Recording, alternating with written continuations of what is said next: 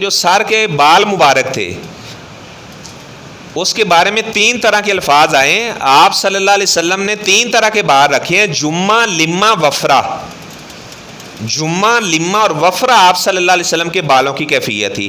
وفرہ ان بالوں کو کہا جاتا ہے جو کان کی لو تک ہوتے ہیں، یعنی بعض اوقات آپ صلی اللہ علیہ وسلم کے بال کانوں کی لو تک تھے، اور بعض اوقات آپ صلی اللہ علیہ وسلم کے جو بال مبارک تھے وفرہ تھے. وفرہ ان بالوں کو کہا جاتا ہے جو کندھوں تک پڑتے ہیں، یعنی لمبے بال جو کندھوں تک آئے ان بالوں کو وفرہ کہا جاتا ہے. اچھا، ایک بال ہوتے ہیں لمہ. لمہ ان بالوں کو کہا جاتا ہے جو گردن تک آتے ہیں، یعنی آپ صلی اللہ علیہ وسلم بعض اوقات تو لمبے لمبے بال رکھ لیتے، کندھوں تک جاتے، بعض اوقات گردن تک آتے، بعض اوقات آپ کے بال یہ وفرہ ہوتے، اور بعض اوقات جس طرح ہمارے عام بال ہیں اس طرح بھی آپ صلی اللہ علیہ وسلم اپنے بالوں کو برابر ہر طرف سے کٹوا لیتے. اور بعض اوقات اس طرح ہوتا کہ آپ صلی اللہ علیہ وسلم نے حلق بھی کروایا ہے، یعنی جب آپ صلی اللہ علیہ وسلم نے حج کیا ہے تو اس وقت آپ صلی اللہ علیہ وسلم نے حلق بھی کروایا ہے. صحابہ کا بیان ہے جب آپ صلی اللہ علیہ وسلم نے حلق کروایا، اپنے بال منڈوائے، تو ایک لمبی لائن لگی ہوئی تھی، وہ آپ صلی اللہ علیہ وسلم کے بال لینا چاہ رہے تھے. ام سلمہ کا بیان ہے کہ آپ صلی اللہ علیہ وسلم کے چند موئے مبارک، بال مبارک میرے پاس بھی تھے. کہتی ہیں کہ میں نے ایک ڈبی کے اندر انہیں محفوظ کر کے رکھا ہوا تھا. اگر مدینہ کے اندر کوئی بندہ بیمار ہو جاتا تو وہ میرے پاس آتا تو میں اس ڈبی میں تھوڑا سا پانی ڈال کر اس کو تھوڑا سا اس طرح پانی کو ہلا کر دوبارہ ان کے برتن میں ڈال دیتی، تو مریض استعمال کرتا تو اللہ تعالیٰ اسے شفا عطا کر دیتا. تو یہ آپ صلی اللہ علیہ وسلم کے بال مبارک کا بھی امام ترمذی رحمہ اللہ نے ذکر کیا ہے. اور آپ صلی اللہ علیہ وسلم کی داڑھی مبارک میں یہ جو ہونٹ کے نیچے داڑھی ہوتی ہے نا، اس کو بچہ داڑھی کہا جاتا ہے. یہ جو داڑھی ہے یہاں پر آپ صلی اللہ علیہ وسلم کے کچھ بال سفید تھے، اور یہ کن پٹی کے پاس کچھ بال سفید تھے. حضرت انس کا بیان ہے کہ میں نے آپ صلی اللہ علیہ وسلم کے سفید بال گنے تو وہ 20 کے قریب تھے.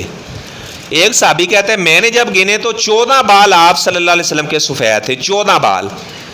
تو اس طرح ایک اور واقعہ اس کے بعد میں اپنی بات کو ختم کرتا ہوں. 14 بال میں نے بتایا آپ صلی اللہ علیہ وسلم کے سفید تھے. آپ تشریف فرما تھے تو حضرت ابو بکر نے جب آپ کے یہاں پر سفید بال دیکھے نا تو کہنے لگے قد شبت یا رسول اللہ، اللہ کے رسول صلی اللہ علیہ وسلم آپ بوڑھے ہو چکے ہیں، سفید بال آنے لگ گئے ہیں. آپ نے فرمایا ابو بکر آپ کو کیا میں بتاؤں، شیبتنی ہود، مجھے سورہ ہود نے بوڑھا کر دیا ہے.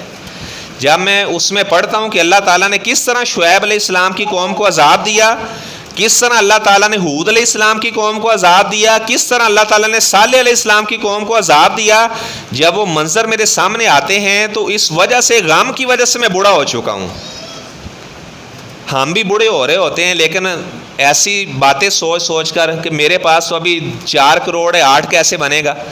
آپ نے فرمایا کہ آدم کے بیٹے کے پاس اگر ایک وادی سونے کی ہو تو وہ کہے گا کہ میرے پاس ایک اور بھی سونے کی آ جائے. آپ نے فرمایا کہ آدم کے بیٹے کا منہ مٹی کے علاوہ کچھ بھی نہیں بھر سکتا. فرمایا جب قبر میں جائے گا تو قبر کی مٹی سے اس کا منہ بھر سکتا ہے، ویسے اس کا ہرس نہیں ختم ہو سکتا. اور امام بخاری رحمہ اللہ نے باب قائم کیا ہے کہ جنت کے اندر بھی آدم کے بیٹے کا ہرس نہیں ختم ہوگا. جنت میں بھی اللہ تعالیٰ سے اجازت مانگے گا، یا اللہ مجھے کاشتکاری کر سکتا ہوں یہاں پر، تو خیر اللہ تعالیٰ اسے کاشتکاری کرنے کی اجازت دے دے گا. اللہ تعالیٰ کہے گا کہ جنت میں آ کر بھی ابھی آپ سیر نہیں ہوئے، ابھی تک جنت میں آ کر بھی آپ کا پیٹ نہیں بھرا. یعنی یہ مال اللہ تعالیٰ نے ایک ایسا ہرس رکھ دیا ہے کہ وہ ساری زندگی انسان، فرمایا کہ آدم کا بیٹا بوڑھا ہو جاتا ہے لیکن 2 اس میں چیزیں وہ جوان ہی رہتی ہیں. ایک لمبی عمر کے بارے میں سوچتا رہتا ہے کاش اور بھی مجھے 10 سال مل جائیں، دنیا سے جانے سے کسی کا دل نہیں کرتا.